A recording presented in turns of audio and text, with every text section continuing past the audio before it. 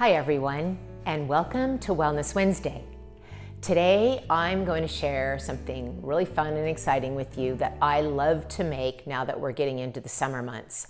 That is my creamy tahini ginger dressing. I start out with their raw cashews that have been soaking, so they're soft. Ginger, some carrot, lemon juice, tahini, maybe a little bit of maple syrup if you would like, or honey, my coconut aminos, a little bit of sesame oil. I also put a little bit of miso in there, and then we're gonna put it in a high-powered blender, and let's see what it looks like. So here we go.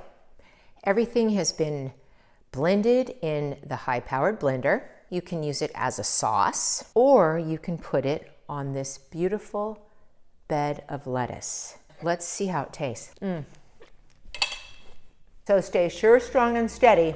This summer, you want this on all your fresh salad and veggies. Have a great day.